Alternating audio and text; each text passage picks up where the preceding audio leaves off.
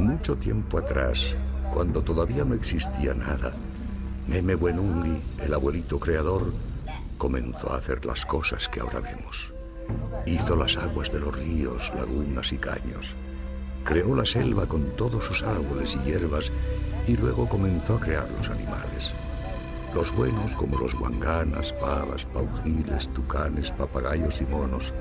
También aparecieron los que pueden hacer daño, como el tigre y las serpientes. Después de esto, se vieron en las aguas pescados, lagartos y charapas. Y cuando el jaguar nos parió, aparecimos nosotros, los Waorani. Wenunghi es como nosotros, tiene vida y piensa, como si tuviera sangre. Como una persona, la tierra respira y el agua la recorre como la sangre a nosotros. Si amamos la tierra, es porque está llena de vida. Si da vida, es porque la tiene, tanto que los animales suelen andar por ahí gritando de alegría. La tierra sostiene plantas y animales. Cuanto más la cuidemos, más vida tendrá, y ella se alegra o entristece según nuestro trato.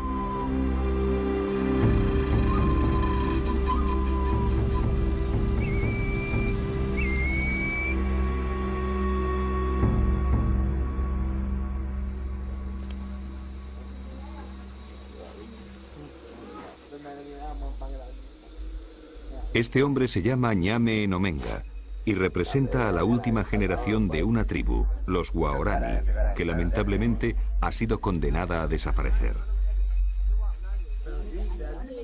Ñame vive con su familia en Nenquipari, un pequeño asentamiento a orillas del río Siripuno. Está casado con Bara y hace poco tiempo que se trasladaron a este lugar, ubicado en el corazón de la Amazonía ecuatoriana.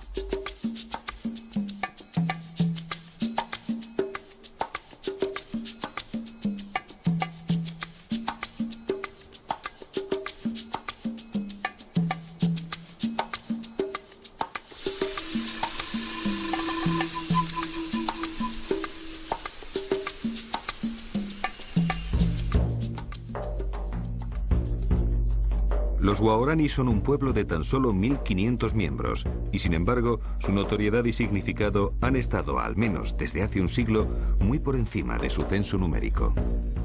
Hasta hace apenas 30 años han tenido para sus vecinos características más fantasmales que humanas, llegando a dominar una extensión de selva de unos 20.000 kilómetros cuadrados. Mantuvieron en jaque a pueblos mucho más numerosos, incluso a las todopoderosas compañías petroleras y al mismísimo gobierno nacional. Pese a todo esto, seguían siendo unos perfectos desconocidos. Los Waorani no tenían pasado, ni historia. Surgían como de la noche de los tiempos.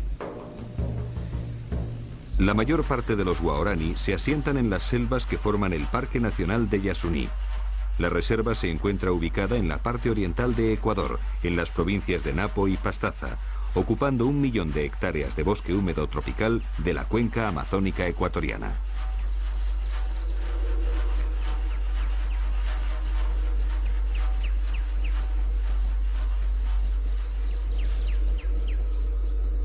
Yasuní forma parte del llamado Refugio Napo del Pleistoceno, constituyéndose en uno de los 10 lugares con mayor diversidad biológica del planeta.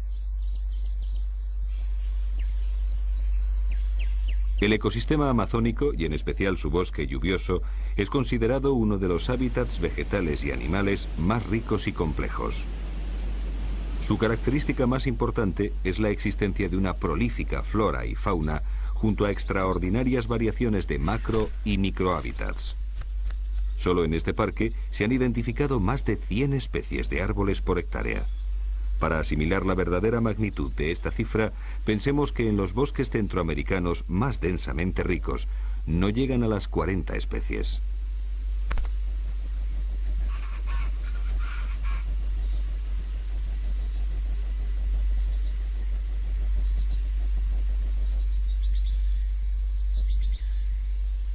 Pero es su gran diversidad animal lo que provocó que la UNESCO lo declarara en 1979 Reserva Mundial de la Biosfera. Las últimas investigaciones arrojan resultados espectaculares. Aquí viven más de 500 especies de aves, 62 especies de serpientes y más de 100 de anfibios, 43 de las cuales corresponden exclusivamente a ranas arborícolas. En cuanto a mamíferos, hay censadas 173 especies, aunque se estima que pueden ser más de 200, que corresponderían al 70% de toda la fauna de mamíferos del Ecuador.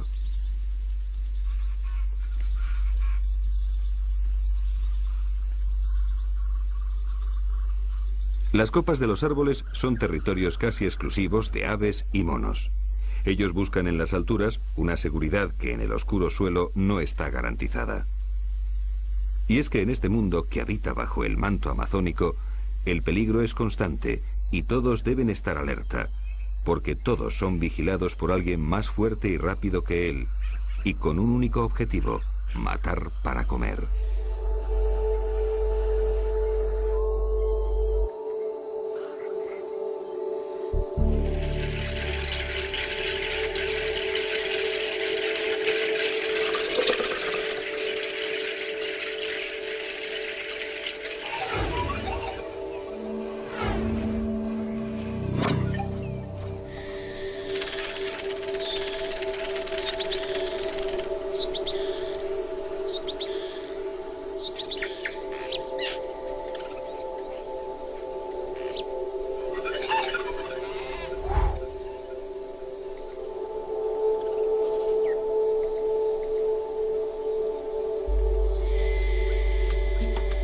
La Amazonía se ha convertido en un museo de la biología. El número de especies constituye de forma arrolladora el centro de la vida en la Tierra. De hecho, no existe ninguna colección de artefactos humanos que se acerquen ni de lejos al número de objetos diferentes que existe en una pluvisilva. Ninguna biblioteca o red de ordenadores podría contener la información almacenada en los cromosomas de los organismos que forman la selva tropical.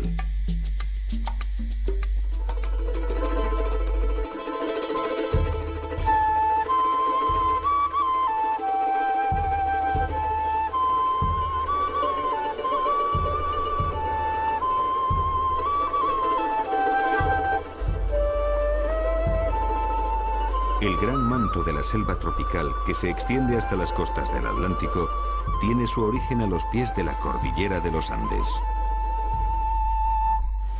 Conforme la Tierra gana altura, la selva nublada va dejando paso al páramo y finalmente a la nieve y a los glaciares.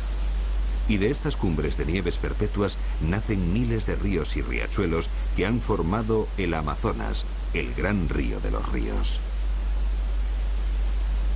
Los Andes marcan una inmensa línea divisoria de aguas que cruza todo el continente sudamericano y que obliga a los ríos a dirigirse o bien al Atlántico o bien al Pacífico. Todos los que descienden hacia el Atlántico pasan a formar parte, sin excepción, del sistema amazónico, con mucho la mayor cuenca hidrográfica de la Tierra. El principal tributario del río Amazonas es el Napo, que tradicionalmente ha marcado la frontera natural de los territorios guaraní. Esta era, hasta hace 50 años, su patria soberana de bosques y agua.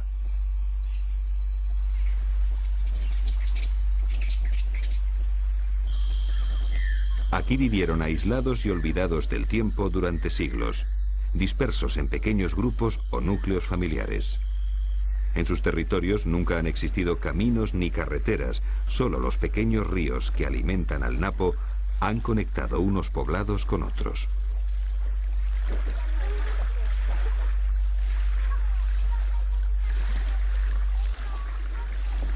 Estas vías fluviales han sido su única salida hacia el exterior.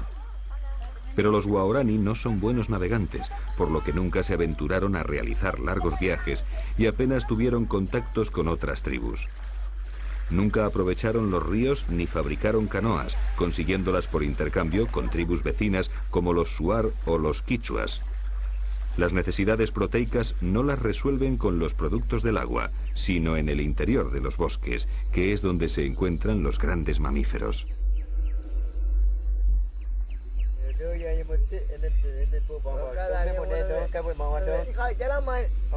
Hasta hace aproximadamente un año, Ñame y su familia vivían en Quehueiriono, uno de los poblados más importantes del río Siripuno, afluente del Napo. Pero los recursos naturales se estaban agotando y no eran suficientes para alimentar a los más de 160 miembros que formaban la comunidad. Así que Ñame decidió separarse y establecerse en un nuevo asentamiento que se encuentra a 2 jornadas a pie de Quehueiriono.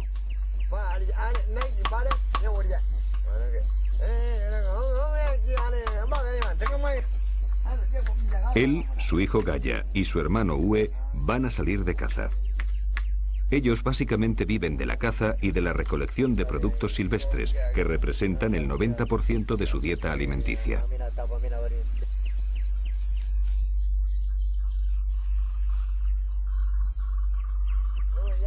En el interior de la choza preparan sus armas. Mientras Gaya se encarga de reparar y armar las bodoqueras o cerbatanas, Ue fabrica los dardos con caña de bambú. Ñame, mientras tanto, no para de hablar contando 1001 batallas de sus días en que era el mejor cazador de Quehueiriono. Gaya y Ue escuchan por enésima vez y resignados la misma historia de siempre. En la actualidad, la mayor parte de los jóvenes han sustituido las bodoqueras por rifles y escopetas, y solo los más viejos siguen cazando con ellas.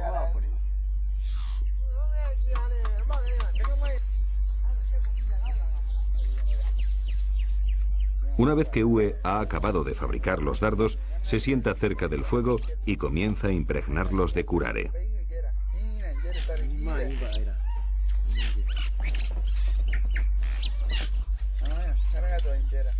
El curare es un poderoso y mortífero veneno que paraliza el sistema nervioso bloqueando los músculos del diafragma, por lo que el animal muere asfixiado. Lo utilizan numerosos grupos étnicos del Amazonas y cada tribu posee su fórmula secreta de preparación.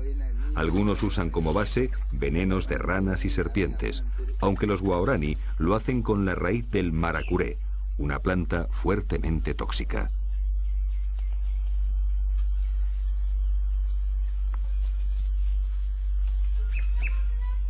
El cazador va impregnando concienzudamente cada uno de los dardos que luego deposita cerca del fuego para que el veneno se vaya secando.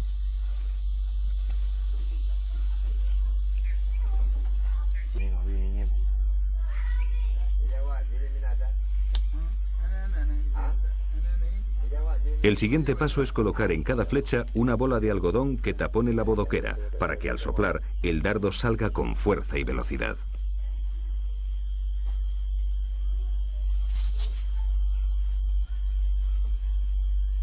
Por último, Ue utiliza la mandíbula de una piraña para hacer una muesca en el extremo impregnado de curare. Cuando éstas se clavan en un mono, su primera reacción es intentar sacársela, por lo que con la muesca, la punta del dardo se partirá y permanecerá en el interior del animal.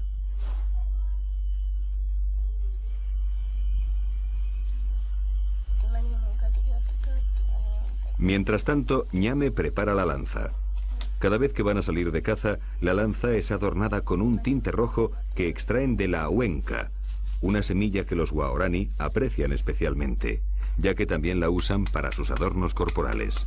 Al igual que el curare, la huenca es utilizada por varias tribus amazónicas.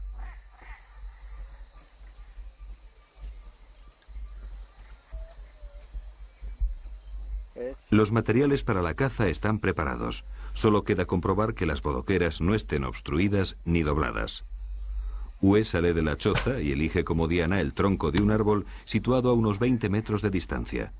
Disparar con las cerbatanas es el pasatiempo preferido por los guaorani, que continuamente hacen apuestas para ver quién es el que mejor puntería tiene.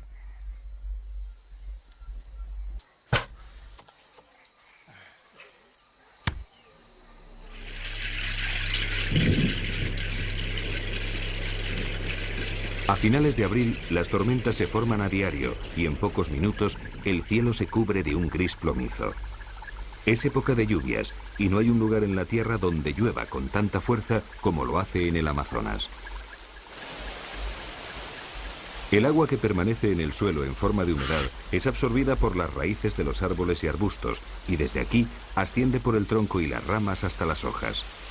Durante las horas diurnas, el agua se evapora de la superficie hacia la atmósfera en un proceso que se conoce como evapotranspiración. Se ha estimado que más de la mitad de la lluvia que cae en la cuenca del río Amazonas vuelve a la atmósfera a través del follaje de los árboles.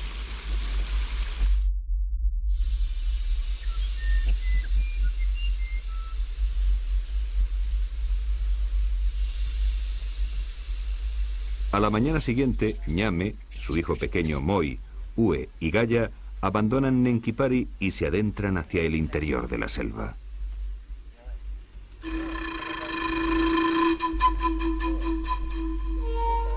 El color de su piel es el mejor camuflaje dentro del bosque. Incluso Gaya y Moi se quitan sus ropas occidentales cuando salen de caza. A ellos les da vergüenza ir desnudos porque lo ven como un símbolo salvaje, aunque respetan que su padre y su tío solo utilicen como vestimenta el come, un cordón alrededor de la cintura que les sujeta el pene contra la barriga.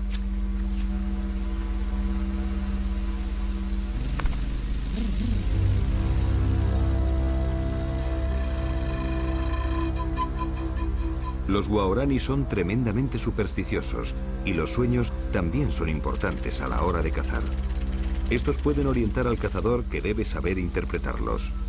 Soñar con enamorarse o ver a una mujer son señales de buena suerte, mientras que soñar con personas muertas es señal de peligro. Para evitar la mala suerte se debe partir de cacería 2 días después del mal sueño. Pero si han tenido uno bueno, entonces deben salir inmediatamente.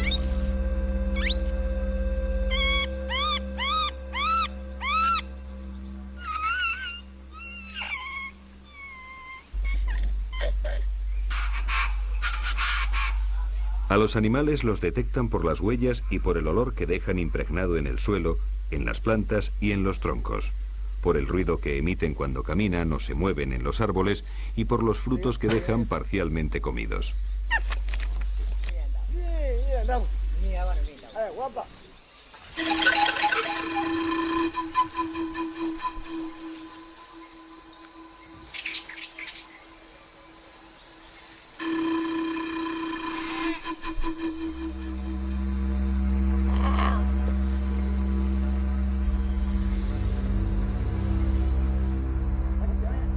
Ue ha visto saltar a un mono e imita sus sonidos para que éste responda y pueda localizarlo.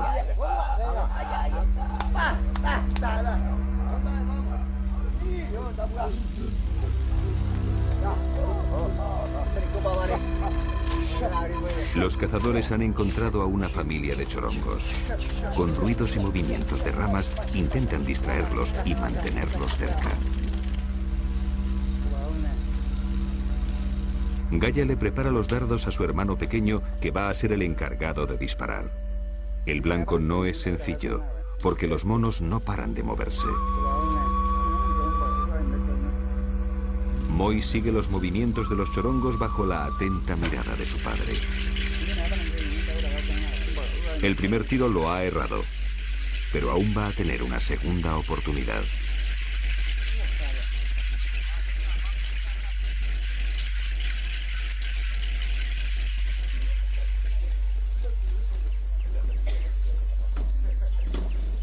Mientras los 4 cazadores siguen intentando abatir algún mono, las mujeres permanecen en el poblado al cuidado de los pequeños y con las faenas del hogar.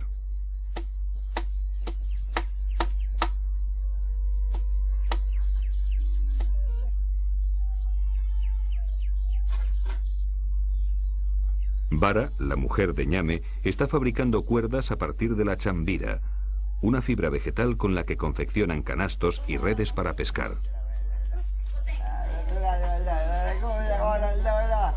En la choza de al lado, Luana, la mujer de Gaya, prepara el tallabo, un tinte para teñir la chambira y que se obtiene machacando las hojas de un árbol al que llaman ñaña.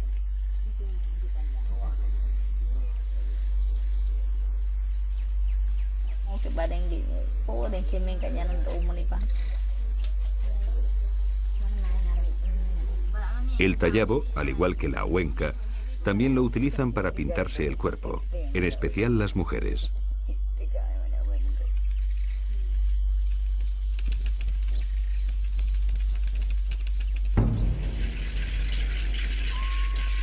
Moi también desaprovechó su segunda oportunidad y los monos han conseguido escapar. Pero por suerte pronto encuentran a otro grupo y Uwe, de nuevo, trata de distraerlos con su repertorio de sonidos.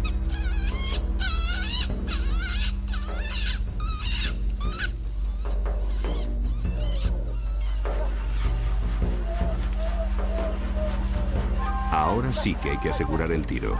La tarde se echa encima y las nubes vuelven a cubrir el cielo amenazando con lluvia. Gaia y Uwe toman la responsabilidad.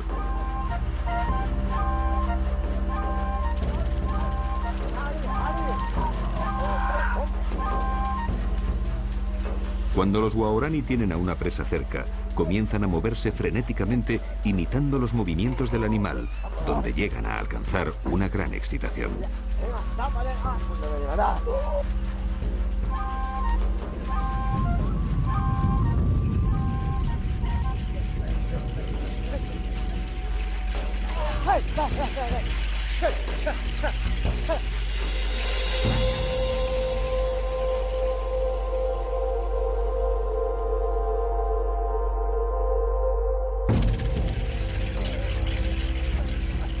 Un mono ha sido alcanzado y en pocos minutos morirá por asfixia.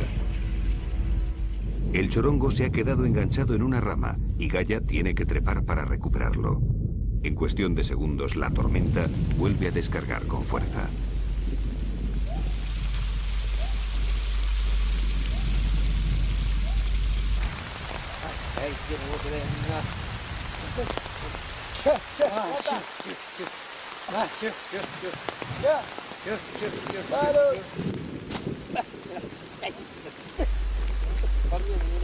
Gaia le lanza el mono a Uwe, quien rápidamente lo prepara para su transporte.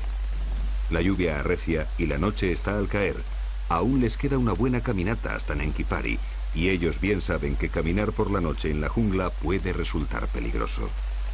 Los Waorani consideran que el mejor momento para volver a casa es cuando las cigarras emiten sus ruidos al atardecer.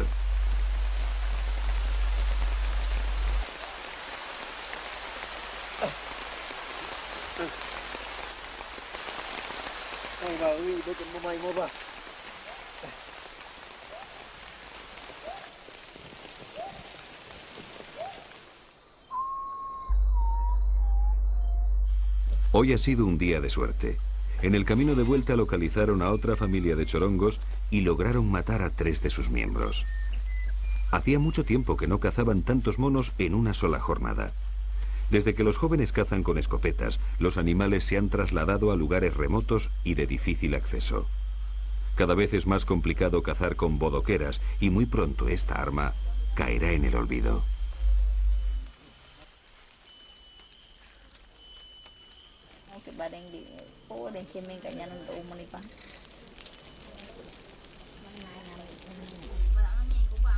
Cuando los cazadores llegan al poblado, tiran la caza al suelo, que pasa a ser propiedad de sus esposas. Los Waorani nunca guardan la carne ni saben conservarla. En cuanto esté preparada, la comerán hasta dejar los huesos limpios, aunque luego tengan que pasar varios días sin probar bocado. Las experiencias de caza inspiran muchas narraciones y conversaciones. Un cazador, cuando regresa de una cacería, es sujeto de examen por parte de toda la comunidad, y su éxito o fracaso pronto se hace de dominio público.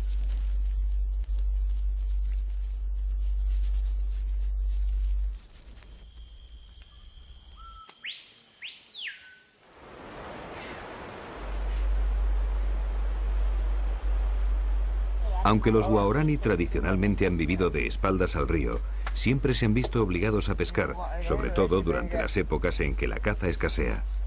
No lo hacen en los ríos, sino en las charcas y riachuelos que apenas tienen profundidad, ya que solo los jóvenes saben nadar.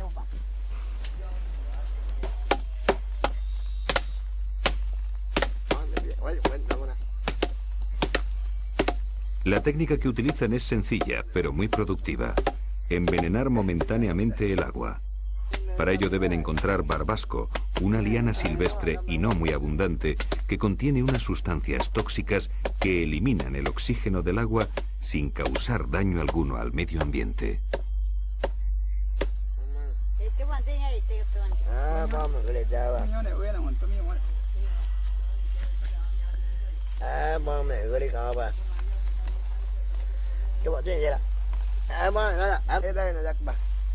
Una vez preparadas las redes y machacado el barbasco para que se disuelva bien en el agua, Ñame y Vara se meten en la charca y comienzan a diluir el veneno lavando las lianas varias veces.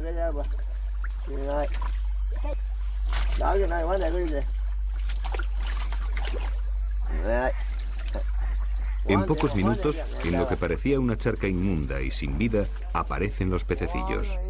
El matrimonio los va recogiendo cuidadosamente y almacenándolos en una hoja de banano.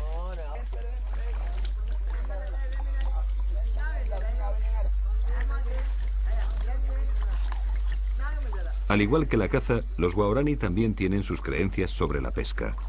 Nunca comen la cabeza del pescado, porque de lo contrario, nunca más volverán a pescar.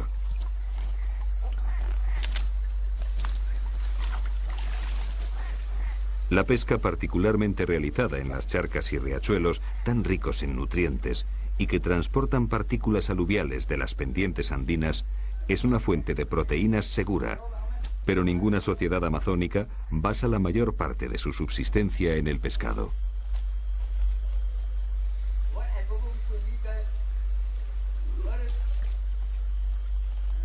En menos de una hora, Vara y Ñame han conseguido suficiente pescado para comer. En el improvisado recipiente se pueden contar hasta 12 especies distintas.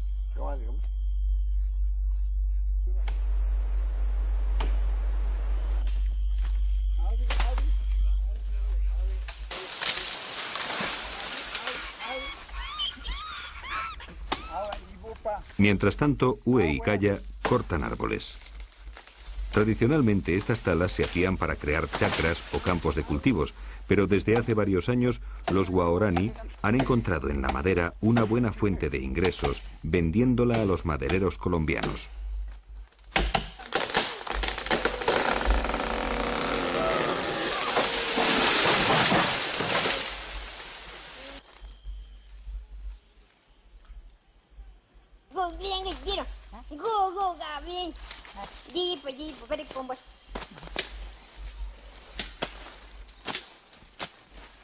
En la chacra, Vara cultiva yuca y plantas medicinales.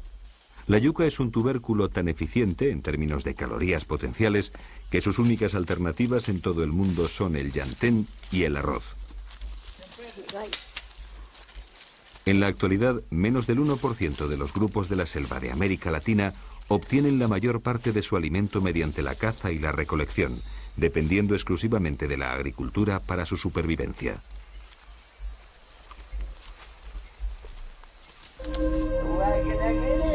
Antes, nuestra vida en la selva era una especie de inocente devenir, alejados de la civilización, del progreso y del desarrollo, hasta que llegaron los caucheros, los misioneros, las compañías petroleras y los colonos, personajes ajenos a nuestra selva, que nos quitaron la tranquilidad y nos volvieron agresivos frente a toda persona extraña.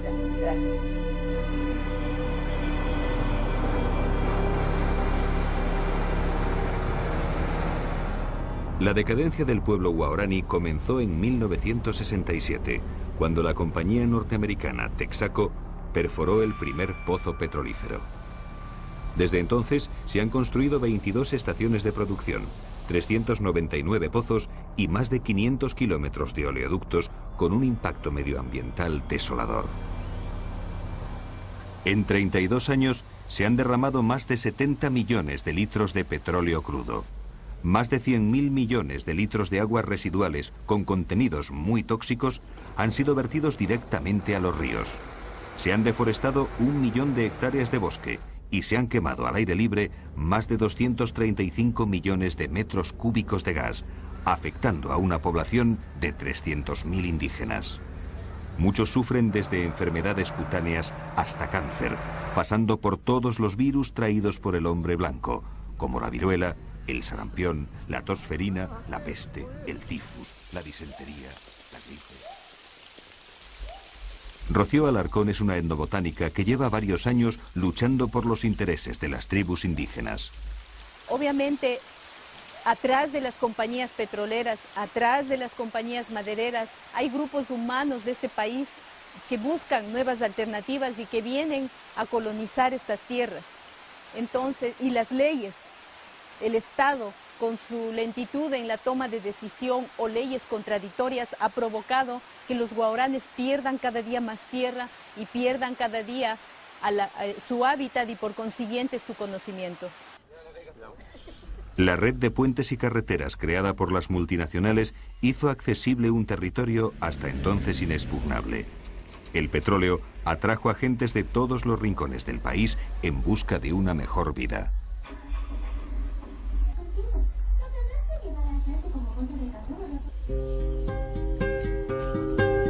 Dabo es el hijo mayor de Ñame y Vara, pero hace muchos años que no sabe nada de ellos.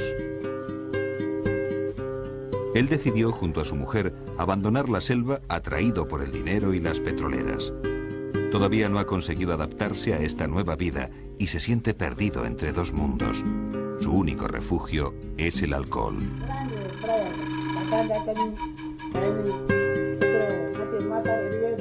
Yo pensaba que venía al paraíso. Mis amigos los madereros me contaban historias sobre las petroleras.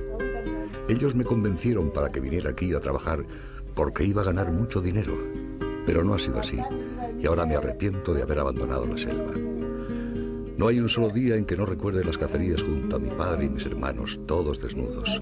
Yo era muy feliz. Ahora me doy cuenta de que el paraíso no es esto, sino lo que he dejado atrás, pero ya es tarde.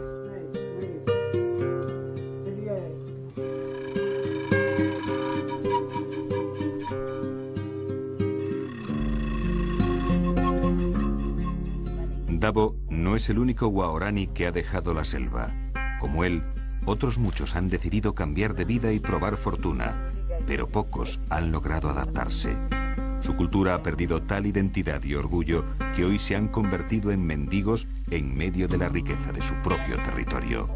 Claman caridad, mientras sus casas están construidas sobre inmensos yacimientos de petróleo. El cambio es muy marcado.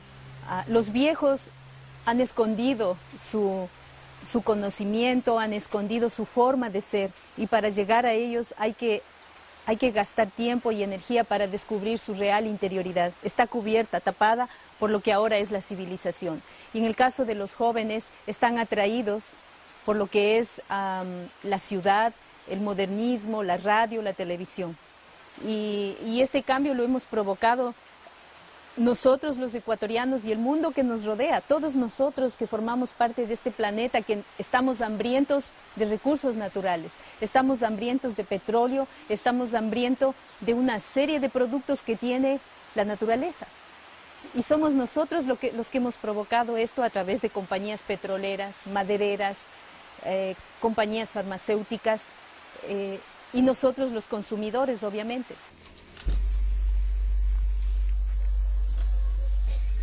Los mayores se han resignado, pero ¿qué futuro les espera a las nuevas generaciones? Creo que los guaraníes están todavía a tiempo para que podamos desarrollar una estrategia de protección en dos líneas. Protección del conocimiento ancestral, pero eso va acompañado con protección del bosque, y brindarles alternativas para que ellos se capaciten y puedan entrar al mundo moderno, pero de una manera más lenta, más segura, porque ellos han tenido un cambio en 50 años desde la piedra hacia la civilización, hacia la computadora.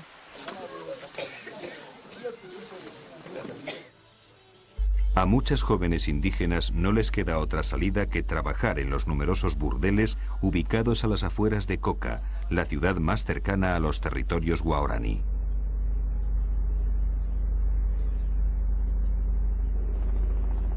Coca se encuentra en la margen izquierda del río Napo y representa a la típica ciudad amazónica, remota y olvidada, que ha crecido sin orden ni concierto.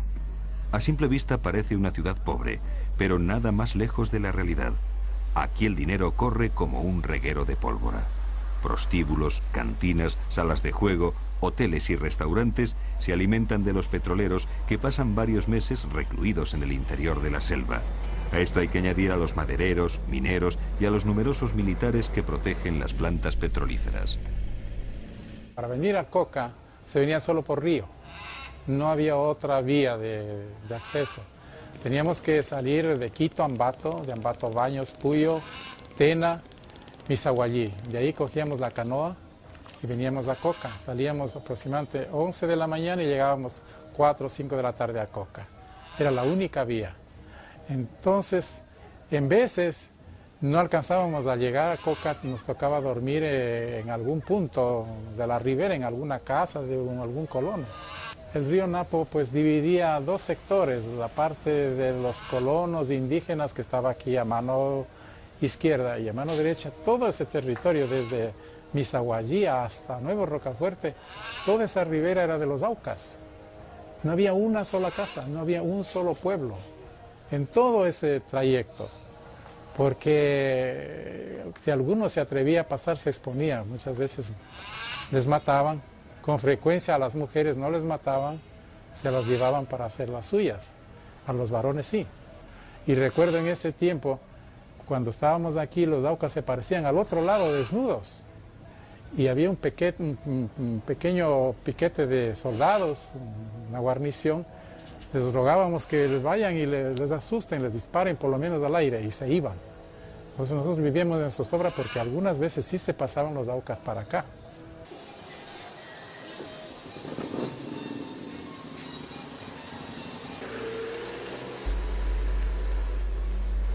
Coca es también el centro de distribución de las sustancias que necesitan los narcos para la elaboración de la cocaína y lugar de descanso de las FARC, la guerrilla colombiana que tiene su cuartel general al otro lado de la frontera.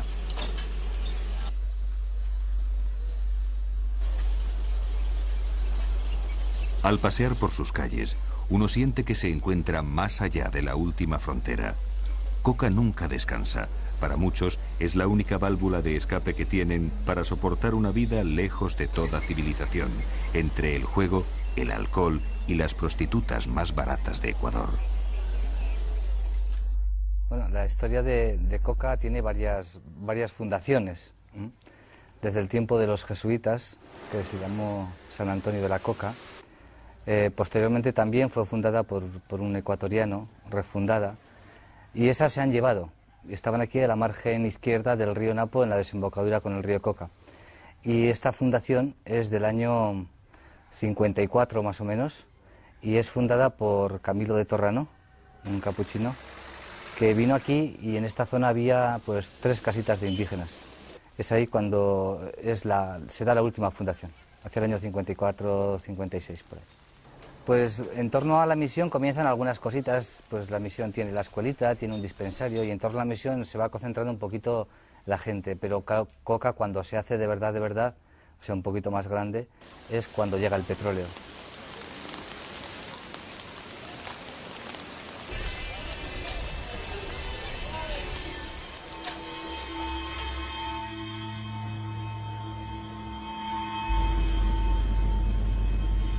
Pero antes de la llegada de los petroleros, los guaraní ya habían tenido varios contactos con el hombre blanco. A principios de los años 50, el ILV, una misión evangélica norteamericana, comenzó a sobrevolar la selva tratando de localizar y contactar con tribus indígenas en un ambicioso proyecto de evangelización. Sus lazos de amistad los creaban desde el aire, lanzándoles regalos. A los guaraní se les agrupó en protectorados donde sufrieron un proceso de occidentalización brutal. Fue el comienzo de su genocidio cultural, pero también el nacimiento de un mito que aún continúa.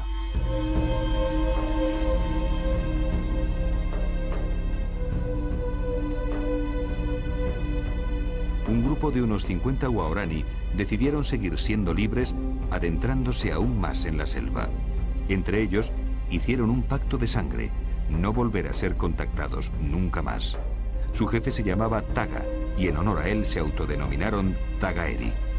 Los Tagaeri ocuparon una extensión de selva muy rica en petróleo y pronto se vieron obligados a luchar contra las petroleras. Para evitar un baño de sangre, Alejandro Lavaca, un misionero capuchino español, decide arriesgar su vida y contacta con los Tagaeri para buscar una solución al conflicto. El 21 de julio de 1987, el misionero y la religiosa Inés Arango morían acribillados a lanzazos por los Tagaeri. Alejandro quiere acercarse porque ve venir el peligro sobre la selva, es decir, hasta entonces la selva es una selva muy aislada, nuestra zona, no había prácticamente blancos, el 95% de la gente era indígena, el 5% era blanco, pero él ya sabía que iba a haber petróleo, la carretera llega al Coca en el año 70 y con la carretera a todas las arterias petroleras y la selva ahí queda inerme ya, ¿no? Es decir, la selva era inconquistable para la técnica ecuatoriana, pero la técnica petrolera la pone al alcance de la gente, ¿no? Aunque él tenía un contrato con el Estado, con la petrolera, con CEPE en aquel momento, que era la estatal, para hacer un contacto, él ponía tales condiciones, lo difería de tal forma que los petroleros decidieron tomar unas medidas sustitutorias, ¿no? Y paralelas, y entonces tomaron un señor que se llamó el doctor Vela, con un grupo de gente armada que limpiaba la selva, es decir, porque le parecía que la actitud del obispo era una actitud, digamos, poco combativa, ¿no? Alejandro y nosotros lo que hemos querido es que no hubiera exploración petrolera en esa zona, ¿no? Pero si eso no se puede evitar, ¿qué es lo que le pasó a Alejandro? Bueno, al final él dijo, mira, yo soy un obispo, yo soy un misionero y este es mi oficio, ¿no? Yo no tengo que impedir que la gente se mate, ¿no? La noche anterior, cuando ya decidió entrar, reunió a algunos compañeros a decirles que iba a entrar al día siguiente donde los Tagaeri. Él era perfectamente consciente del peligro, porque bueno, era un hombre muy experto, había estado muchas veces y sabía lo que podía pasar. Él pidió que le acompañara a Inés, ¿no? Que era una religiosa colombiana, capuchina, que era una mujer muy valerosa que le había acompañado a él en muchos viajes a los Guaraní y que había dado muchas pruebas de valor, ¿no?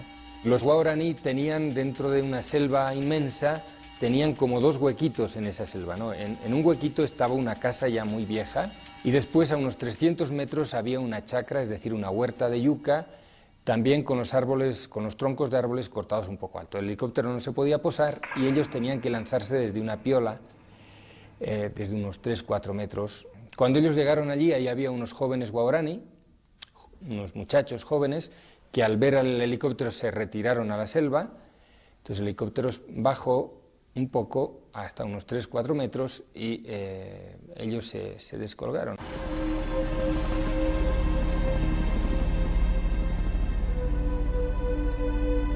Que un obispo fuera acribillado por las lanzas guerreras de los aborígenes era algo no visto ni en tiempos del descubrimiento.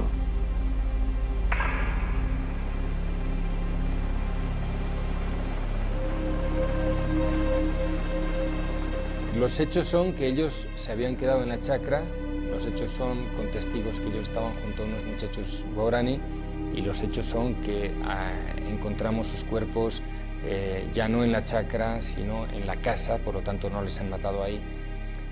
En la casa Alejandro está a unos 15 metros de la puerta de la casa y Inés está clavada junto a la puerta de la casa, ¿no? Varios años después, uno de los amigos nuestros, de los Guaraní amigos nuestros, se llamaba Babé, en una de las incursiones que hizo hacia la tierra de los Tagaeri, capturó en el monte, es decir, él se acercaba a las casas Tagaeri, y en una chacra en el monte vio 3 mujeres. De las 3 mujeres pudo capturar una, él y su grupo. Fui a su casa y bueno, pues allí vi efectivamente a una niña Tagaeri que se llamaba Omatuki. De Omatuki tenemos una versión de la muerte de Alejandro Inés que yo personalmente creo que en sus términos generales es exacta, porque primero porque la niña no podía inventar algunas de las palabras que decía si no las hubiera visto, ¿no? Y segundo porque algunas de sus descripciones coincidían exactamente con el lugar donde hallamos los cuerpos, etcétera, ¿no? Bien, según ellas lo que ocurrió fue lo siguiente: cuando los muchachos guaraníes llegaron a la casa acompañando a los 2 blancos, la primera reacción fue de estupor Entonces, para ellos fue sin duda inaudito ver que aquel que estaba más allá de la frontera y que además era un caníbal conocía su lengua.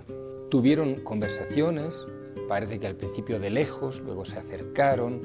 Bien, el caso es que llegaron a una relación amistosa, debieron pasar varias horas y estaban prácticamente, según la niña, preparándose para irse, ¿no? Cuando en este momento aparecen en el grupo unos viejos, los mayores del grupo, que han estado cazando todo el día. Se armó una verdadera discusión en el grupo. Las mujeres decían, no, ya no queremos vivir más así, ¿no? Estos van a volver donde los blancos, les van a decir que no nos maten más, que no nos ataquen más, etcétera, nos van a traer regalos, bueno. Los jóvenes, que seguramente, como siempre ocurre, aparecieron callados, y estos hombres mayores que empezaron a decir a su grupo lo que tenían que hacer. Lo que fue para mí más significativo, en la canción que dicen que cantan ahí, como suelen hacerlo, una canción que cantan antes y después de las muertes, se repite, ¿no?, esto, ¿no? Somos guerreros, somos tigres, somos cazadores, nosotros matamos, ¿no? Es una estrofa que se repite. Y después llega la segunda estrofa que dice, ellos han matado a nuestro hermano mayor, ellos han matado a nuestro jefe, nosotros debemos vengar su muerte, ¿no? Ellos nos han dejado sin líder, nos han dejado sin hermano, nosotros debemos vengar eso para ser guaraníes, ¿no? Había varios hombres con lanzas en la mano y por fin uno de ellos, que estaba detrás de Alejandro, que estaba frente a Alejandro, le atravesó con una lanza todo el cuerpo. Cuando mi compañero José Miguel rescató el cuerpo, tenía al menos 15 lanzas o 16 lanzas clavadas en el suelo, verticales, ¿no?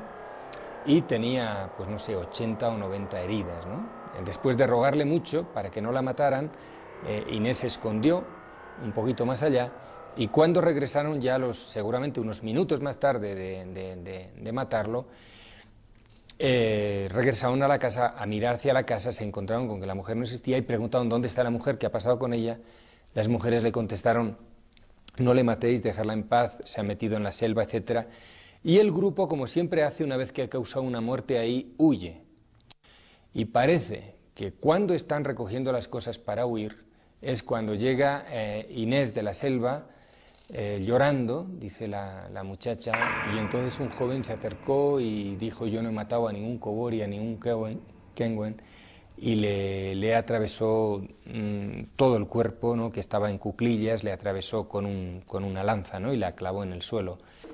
Para mí es evidente que Alejandro en realidad sufrió un sacrificio ritual, ¿no?, que pagó las culpas de otros, como muchas veces ocurre en la vida, y le metieron en un terreno, a mi parecer, minado, que él no conocía suficientemente, porque las compañías nunca nos dicen toda la verdad, ¿no?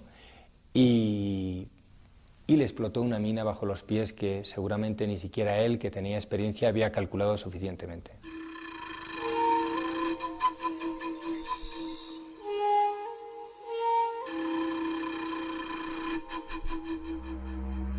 Ahora nuestra vida no es ese paraíso en medio de animales y flores, es radicalmente diferente con la presencia de las compañías petroleras. El canto de los pájaros ha sido cambiado por el bramar de las máquinas que se abren paso, penetrando en la selva virgen y reduciendo con rapidez nuestro espacio físico. Para los blancos, esta zona significaba perder un paisaje o ganar riqueza. En cambio, para nosotros, es el fin y la extinción de nuestras vidas. Miles de hectáreas de selva tropical han sido destruidas, los ríos contaminados y la espesa jungla ha visto desaparecer muchos de sus encantos.